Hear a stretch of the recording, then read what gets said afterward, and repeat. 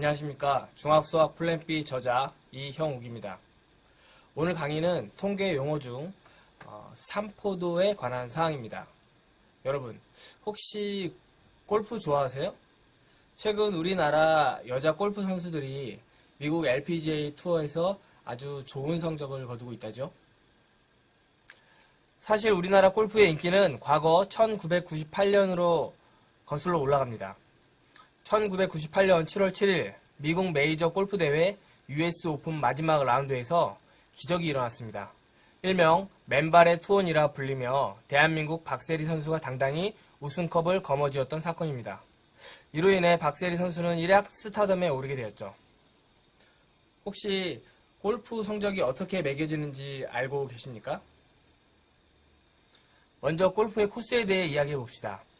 보는 바와 같이 골프의 코스는 그 크기에 따라서 공을 3번 쳐서 홀, 즉 구멍에 넣는 코스, 그리고 공을 4번 쳐서 홀에 넣는 코스, 공을 5번 쳐서 홀에 넣는 코스, 이 세 가지로 분류됩니다. 각각 순서대로 파3홀, 파4홀, 파5홀이라고 부르죠. 일반적인 골프장의 경우 파3홀이 3개, 파4홀이 10개, 파5홀이 4개로 총 18홀을 가지고 있답니다. 즉, 한 명의 골프 선수는 하루에 18홀을 완주해야 한다는 뜻이죠. 예상했겠지만 가장 적은 타수로 코스를 완주한 선수가 승리하게 됩니다. 다시 말해서 기본 72타를 기준으로 더 적게 친 사람이 우승컵을 거머쥐게 된다는 말이죠. 이해가 되시나요? 여기서 타수는 이븐파, 언더파, 오버파로 구분되는데 72타를 2분파, 71타를 1언더파, 70타를 2언더파, 그리고 73타를 1오버파, 74타를 2오버파라고 부릅니다. 참고로 프로 골프 선수들이 출전하는 골프대회의 경우에는 하루에 18홀씩 총 4일을 걸쳐 완주해야 하며 총 4일 동안 가장 적은 타수를 기록한 선수가 우승을 하게 됩니다. 여기서 퀴즈입니다. 어떤 두 골프 선수 A, B는 최근 10경기에서 평균 72타를 기록했다고 합니다. 과연 두 선수의 골프 실력이 비슷하다고 말할 수 있을까요? 당연히 그렇지 않냐고요? 사실 평균이라는 값은 10경기의 성적을 모두 더한 후 10으로 나눈 값에 불과합니다. 다시 말해서 평균 값을 가지고는 선수들이 매 경기 어떤 실력을 보여줬는지 전혀 파악할 수가 없다는 뜻이죠. 다음은 두 선수 A, B의 최근 10경기에 대한 기록입니다. 어떠세요? 뭔가 감이 오시나요? 타수의 평균값만 봤을 때에는 두 선수의 실력이 비슷하다고 말할 수도 있겠지만 세부적인 경기 내용을 살펴보니 좀 다른 평가가 나올 것 같네요. 그렇습니다. A 선수의 기록은 고르게 분포되어 있습니다. 즉 일정한 수준의 능력을 가지고 있다고 볼 수 있죠. 하지만 B 선수의 기록은 들쑥날쑥합니다. 말인즉슨 잘할 땐 정말 잘하지만 못할 땐 엄청 못한다는 뜻이죠. 이러한 평가는 두 선수가 기록한 타수의 평균값만 가지고는 도저히 확인할 수가 없는 사항입니다. 그렇죠? 일반적으로 통계 자료를 분석할 때에는 자료의 분포 상태까지도 명확히 파악을 해야 합니다.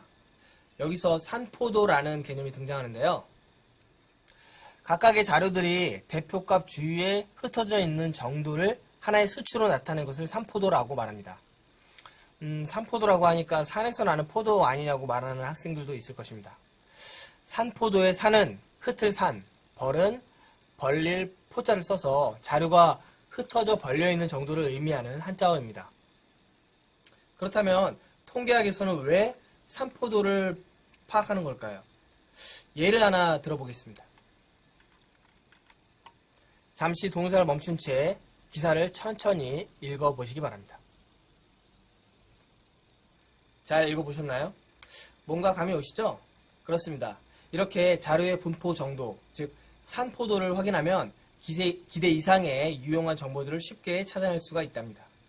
이것이 바로 우리가 통계를 배우는 이유인 것입니다. 그럼 산포도의 기본 개념을 하나씩 배워볼까요? 편차. 어떤 자료의 각 별량에서 평균을 뺀 값을 편차라고 정의합니다.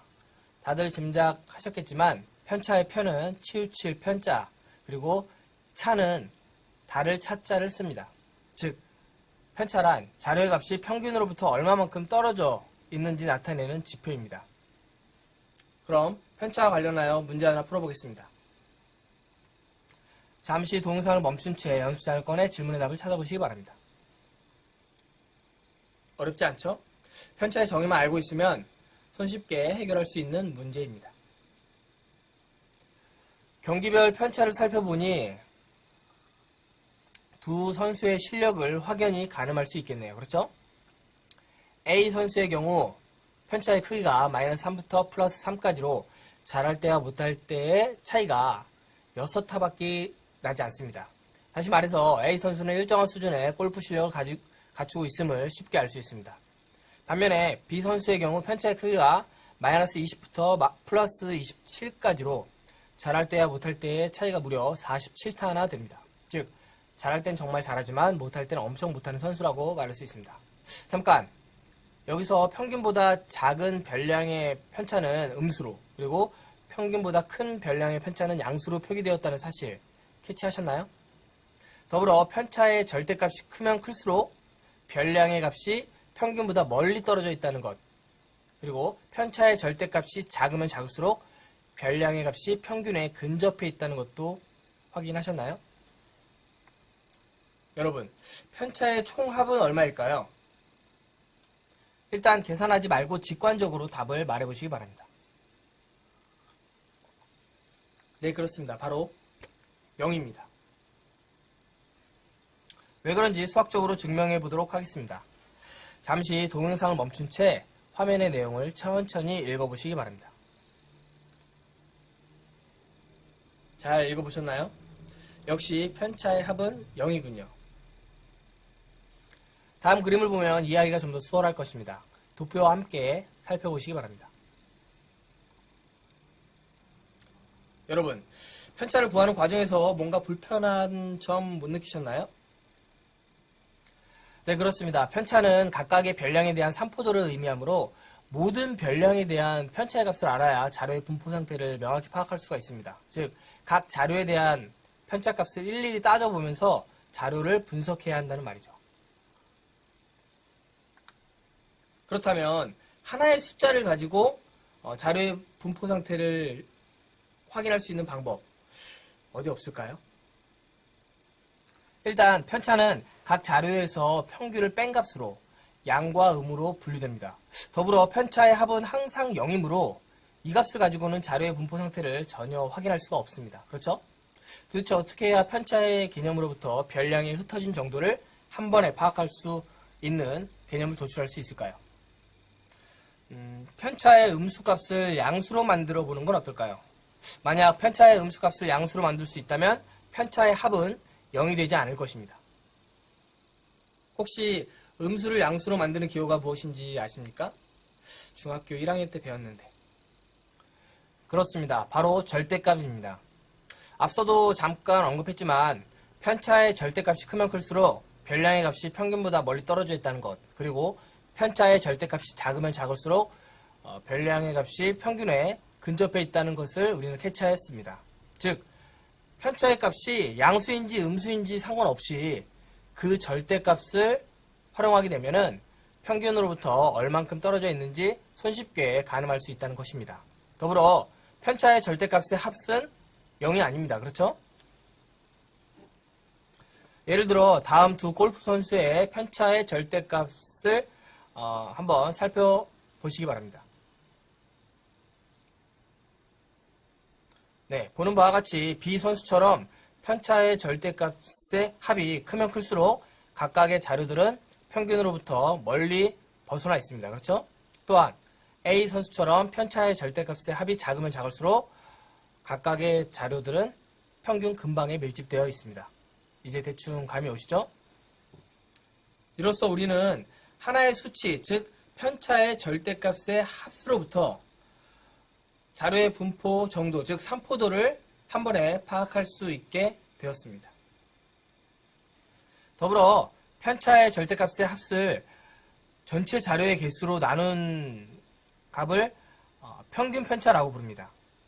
보는 바와 같이 A 선수의 경우 평균 편차는 1.8이며 이 값은 각각의 별량이 평균으로부터 대략 1.8만큼 떨어져 있다는 것을 의미합니다.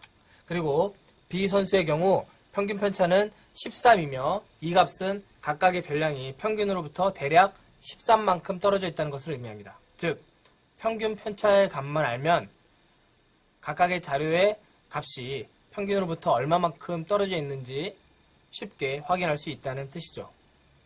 조금 어렵나요? 이처럼 평균 편차라는 값 하나만 확인하면은 자료의 산포도, 즉 분포 정도를 한눈에 확인할 수 있다는 뜻입니다. 그런데 이렇게 복잡한 계산을 언제 다 하냐고요? 걱정하지 마십시오. 컴퓨터를 통해 쉽게 클릭 한 번으로 다 계산해낼 수가 있습니다. 평균 편차 등의 수치를 모조리 계산할 수 있는 프로그램이 존재한다는 뜻이죠. 하지만 통계학적으로 보나 컴퓨터 계산 프로그램으로 보나 평균 편차의 개념에는 치명적인 약점이 하나 있습니다. 그것은 바로 절대값에 의한 계산식이라는 점입니다. 사실 절대값은 일반적인 다항식에서는 잘 쓰이지 않는 기호 중 하나인데요. 이는 단순히 수치를 더하거나 곱하는 것이 아닌 절대값 안에 있는 숫자가 0보다 큰지 작은지를 판단한 후에 그 값을 계산해야 하기 때문입니다. 특히 자료의 양이 상당히 많아 컴퓨터를 활용하여 통계 프로그램을 설계할 경우 계산 과정 중 무언가를 판단할 수 있는 단계, 즉 절대값 안에 있는 숫자가 양수인지 음수인지를 판단하는 알고리즘이 들어가야 하기 때문에 시스템 운영에 있어서도 효율성이 떨어집니다.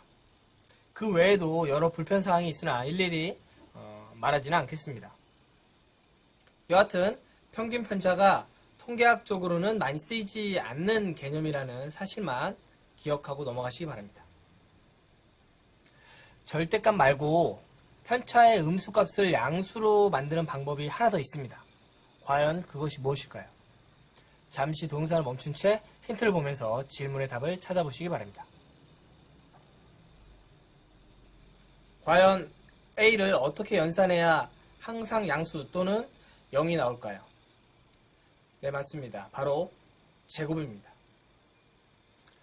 다음 두 골프 선수의 대회 성적의 편차를 제곱해 보겠습니다. 더불어 그 합도 계산해 보면 다음과 같습니다. 역시 대회 성적이 고른 A 선수의 편차 제곱의 합이 B 선수보다 훨씬 작습니다. 그렇죠? 앞서 평균 편차를 구했던 것처럼 이 값을 전체 자료의 개수로 나누면 어느 한 자료의 값이 평균으로부터 대략 얼마나 떨어져 있는지 확인할 수 있을 것입니다. 이렇게 편차 제곱의 합을 자료의 개수로 나눈 값을 분산이라고 정의합니다. 다들 짐작했겠지만 분산의 분은 나눌 분, 산은 흩어질 산을 씁니다. 즉 자료들이 나누어 흩어진 정도를 뜻하는 한자어라는 말이죠. 분산 또한 산포도의 개념 중 하나입니다. 분산도 마찬가지로 평균 편차처럼 그 값이 크면 클수록 자료는 평균으로부터 넓게 분포되어 있으며 그 값이 작으면 작을수록 자료는 평균 근방에 밀집되어 분포되어 있습니다. 여러분, 분산값이 편차를 제곱한 값이라는 거 다들 아시죠? 그렇다면 편차와 근접한 값을 찾으려면 어떻게 해야 할까요? 그렇습니다. 바로 제곱근을 찾아야 합니다. 분산의 제곱근을 표준 편차라고 부릅니다. 표준 편차도 자료의 분포 상태를 표현하고 있으므로 산포도의 개념 중 하나입니다. 너무 어렵나요? 갑자기 여러 용어들이 순식간에 등장하니까 조금 혼란스럽다고요? 그 개념을 한꺼번에 모아서 정리하면 아마 좀 더 이해하기가 쉬울 것입니다. 한번 읽어볼까요? 1. 편차. 어떤 자료의 각 별량에서 평균을 뺀 값. 2. 평균 편차. 편차의 절대값의 합을 전체 자료의 개수로 나눈 값. 3. 분산. 편차 제곱의 합을 전체 자료의 개수로 나눈 값. 4. 표준 편차. 분산의 양의 제곱근. 보아하니 산포도에 대한 개념은 크게 평균 편차와 표준 편차로 나뉘는군요. 그렇죠? 사실 편차의 개념을 정확히 적용하려면 평균 편차를 활용하는 것이 좋습니다. 왜냐하면 각각의 자료가 평균으로부터 얼만큼 떨어져 있는지, 즉 그 차이를 명확히 보여주거든요. 이는 평균 편차를 계산하는 데 있어서 뺄셈 연산이 그 주가 되었기 때문입니다. 하지만 표준 편차의 경우 편차를 제곱하는 과정이 포함되어 있어 편차의 값을 조금 더 크게 또는 작게 만듭니다. 즉 제곱으로 인해 평균으로부터 멀어진 정도가 조금 더 커지거나 작아진다는 뜻이죠. 물론 제곱근을 활용하긴 하지만 평균 편차보다는 그렇게 정확하지는 않을 것입니다. 이는 앞서 두 골프 선수 A와 B의 대회 성적에 대한 평균 편차와 표준 편차를 비교해보면 쉽게 확인할 수 있을 것입니다. 그럼 여기서 질문입니다. 왜 수학자들은 제곱이 들어간 표준 편차의 개념을 도출했을까요? 앞서도 잠깐 언급했지만 자료의 양이 상당히 많을 경우 평균 편차를 계산하는 것은 아주 번거롭습니다.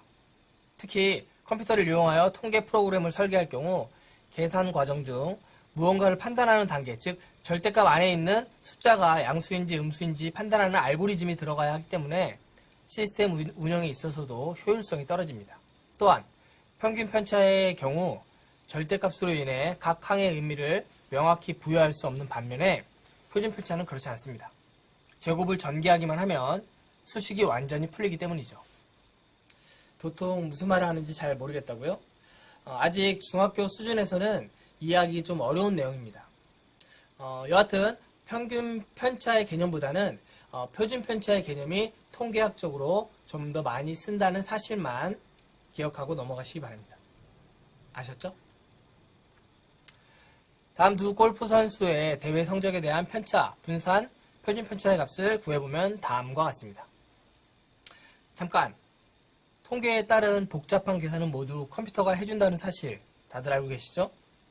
컴퓨터 프로그램에 함수로 저장해 놓기 때문에 자료만 업로드 해 놓으면 클릭 한 번으로 모든 통계 수치를 바로바로 계산해낼 수 있거든요. 그러니 계산식을 보고 너무 어려워하지 말라는 말입니다. 일반적으로 어떤 자료의 평균을 M, 표준 편차를 시그마로 표기합니다. 여기서 시그마는 알파벳 S를 의미하는 그리스 문자입니다.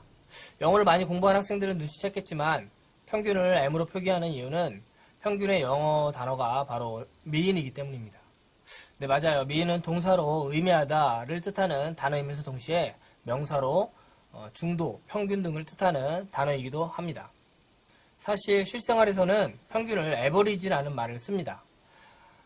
하지만 소문자 A의 경우 수식에서 이미 많이 활용되었기 때문에 평균을 의미하는 문자로 M을 쓰는 듯합니다. 반면에 표준 편차 시그마는 영어 단어 스탠다드 디비에이션의 첫 글자인 S에서 비롯된 것입니다. 소문자 S 또한 도형에서 널리 쓰이는 문자이기 때문에 S에 대응하는 그리스 문자인 시그마를 표준 편차로 사용한 듯 싶습니다.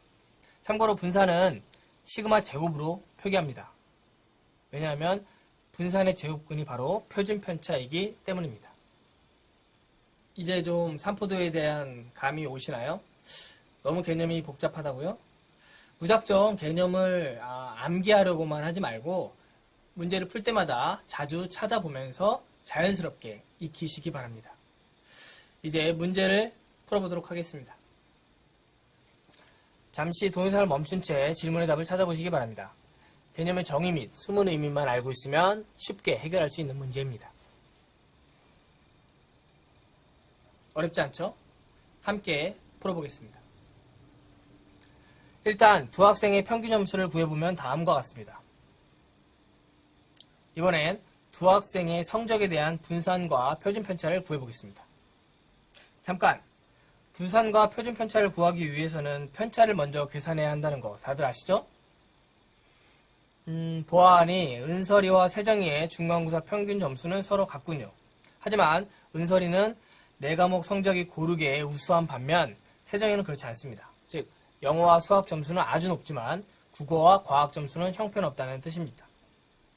통계학적으로 말해서 과목별 편차가 아주 심하다는 얘기입니다. 이것이 분산과 표준편차에 그대로 반영되었습니다. 잘 보세요. 은설이의 성적에 대한 분산과 표준편차의 값이 세정이의 값보다 훨씬 작죠? 일반적으로 자료의 분산과 표준편차가 작으면 작을수록 자료의 분포 상태는 고르게 나타납니다. 즉, 평균을 중심으로 밀집되어 있다는 뜻이죠. 반면에 분산과 표준편차가 크면 클수록 자료의 분포 상태는 고르지 못합니다. 즉, 평균으로부터 멀리 떨어져 있다는 뜻입니다. 난이도를 좀 더 높여볼까요? 잠시 동사를 멈춘 채 질문의 답을 찾아보시기 바랍니다. 조금 어렵나요? 함께 풀어보겠습니다. 여러분, 도수분포표의 평균에 대해 다들 알고 계시죠? 더불어 그 계급을 대표할 수 있는 값이 계급값이라는 사실도 잘 알고 있을 것입니다. 이 부분만 제대로 알고 있으면 도수분포표의 편차, 분산, 표준편차를 손쉽게 구할 수 있습니다. 일단 주어진 자료의 계급값을 하나의 별량이라고 보고 도수에 맞게 하나씩 정리해보면 다음과 같습니다. 드디어 편차, 분산, 표준편차를 계산할 수 있겠네요. 그렇죠? 우선 도수분포표의 평균을 구해봐야겠죠? 다음으로 각 별량에 대한 편차와 편차의 제곱을 구합니다. 이제 분산과 표준편차로 넘어갑시다. 편차 제곱의 총합을 계산해보면 다음과 같습니다. 잠시 동사를 멈춘 채 수식을 하나씩 살펴보시기 바랍니다. 직접 계산을 하니까 좀 많이 복잡하긴 하네요. 그렇죠? 그럼 도수분포표의 편차, 분산, 그리고 표준편차를 정리해 보도록 하겠습니다. 잠시 동사를 멈춘 채 수식을 천천히 살펴보시기 바랍니다. 잘 살펴보셨나요? 마지막으로 한 문제만 더 풀어보겠습니다. 잠시 동사를 멈춘 채 질문의 답을 찾아보시기 바랍니다. 여기서는 가급적 계산기를 사용하십시오. 그리고 소수가 나올 경우 소수점 셋째 자리에서 반올림 하십시오. 조금 어렵나요? 함께 풀어보겠습니다. 계산에 대한 설명은 생략하고 바로 내용을 분석해 보겠습니다. 조사 기간 동안 A지역의 아침 최저 기온에 대한 분산은 48.22이고 표준편차는 6.94입니다. 그리고 B지역의 아침 최저 기온에 대한 분산은 17.89이고 표준편차는 4.23입니다. 여러분, 분산과 표준편차의 값이 작으면 작을수록 자료의 분포 상태는 고른 반면 그 값이 크면 클수록 자료의 분포 상태는 고르지 못하다는 사실 다들 알고 계시죠? 즉, 조사 기간 동안 A지역의 아침 최저 기온은 B지역보다 그 편차가 심합니다. 다시 말해서 A지역의 기온이 그만큼 들쑥날쑥했다는 말이죠. 반면에 B지역의 경우 A지역보다 상당히 고른 분포를 보입니다. 이는 기온의 변화가 크게 없었다는 뜻을 의미합니다.